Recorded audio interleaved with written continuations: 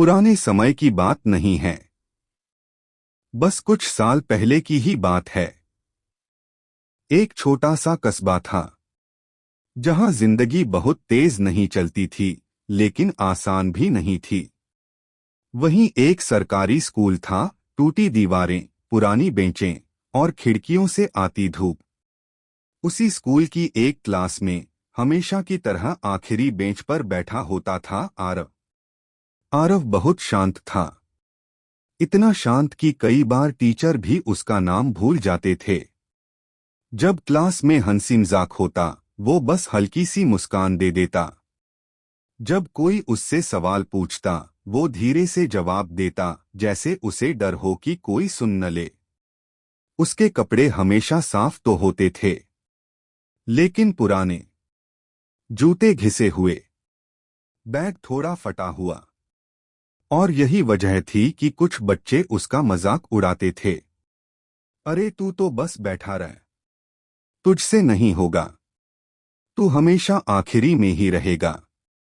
शुरू शुरू में आरव ये सब सुनकर दुखी होता था, लेकिन धीरे धीरे उसने ये सब सुनना बंद कर दिया। नहीं, इसलिए नहीं कि उसे फर्क नहीं पड़ता था, बल्कि इसलिए कि उसे लगने लगा था शायद वो सच में कुछ नहीं कर सकता। स्कूल के बाद जब बाकी बच्चे खेलते थे, आरव घर चला जाता था। उसका घर बहुत छोटा था, 2 कमरे, एक रसोई और बाहर एक छोटा सा आंगन। उसके पिता रोज सुबह जल्दी उठकर काम पर जाते थे, दिहाड़ी मजदूरी। कभी काम मिलता, कभी नहीं। माँ घरों में काम करती थी, बर्तन धोना, सफाई करना। कई बार ऐसा होता कि घर में खाने के लिए भी ठीक से कुछ नहीं होता।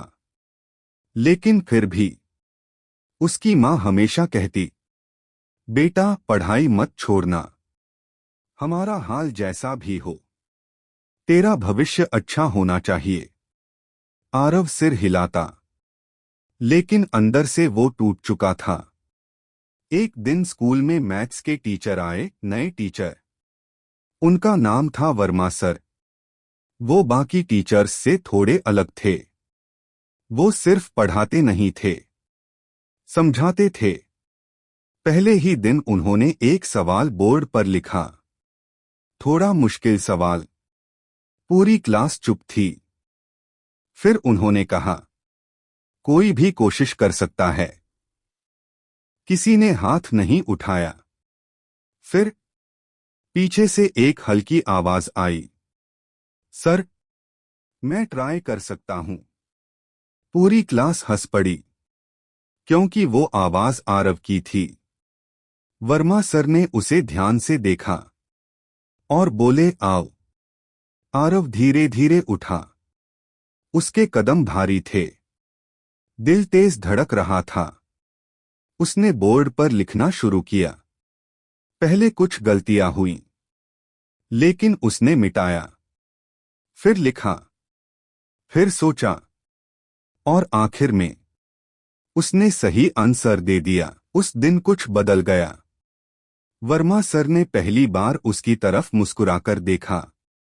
तुम आखिरी बेंच पर क्यों बैठते हो? आरव चुप रहा। सर ने कहा, कल से आगे बैठोगे। उस दिन के बाद आरव पहली बार क्लास के सामने बैठा, और पहली बार उसे लगा कि शायद वो भी कुछ कर सकता है। लेकिन जिंदगी आसान नहीं होती। कुछ ही महीनों बाद उसके पिता अचानक बीमार पड़ गए। घर की कमाई रुक गई। अब घर चलाने की जिम्मेदारी आरव पर आ गई। वो सुबह स्कूल जाता, दोपहर में एक दुकान पर काम करता और रात को पढ़ाई करता। कई बार वो इतना थक जाता कि किताब खोलते ही सो जाता। लेकिन एक चीज उसे आगे बढ़ा रही थी, वर्मा सर का भरोसा। एक रात वो पढ़ रहा था, लेकिन दिमाग में वही आवाजें घूम रही थीं। तू नहीं कर पाएगा, तू हमेशा आखिरी रहेगा। उसने किताब बंद की और आईने में खुद को देखा। कुछ सेकंड चुप रहा, फिर धीरे से बोला, मैं कर सकता हूं। ये पहली बार था जब उसने खुद से ये कहा था। रिजल्ट वाले दिन पूरा स्कूल जमा था। हर कोई अपना रिजल्ट देख रहा था। अचानक एक नाम सबसे ऊपर आया, आरव 95%। कुछ सेकंड के लिए किसी को विश्वास नहीं हुआ। फिर धीरे धीरे तालियां बजने लगीं। जो बच्चे उसका मजाक उड़ाते थे, आज वही लोग उसे बधाई दे रहे थे। उसकी मां रो रही थी और वर्मा सर बस मुस्कुरा रहे थे। आरव ने आगे पढ़ाई जारी रखी। स्कॉलरशिप मिली, शहर गया, इंजीनियर बना और फिर एक बड़ी कंपनी में नौकरी। लेकिन उसने कभी अपना अतीत नहीं भुलाया।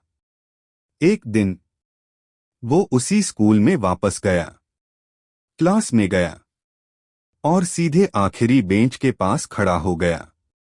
वहां एक छोटा लड़का बैठा था, उसी की तरह चुप और डरा हुआ। आरव ने मुस्कुराकर कहा, मैं भी यहीं बैठता था। पूरी क्लास चौंक गई। फिर उसने कहा, लोग क्या कहते हैं ये मैटर नहीं करता। आप खुद अपने बारे में क्या सोचते हो, वो सबसे इंपॉर्टेंट है। आखिरी बेंच आपकी जगह नहीं, बस आपकी शुरुआत होती है।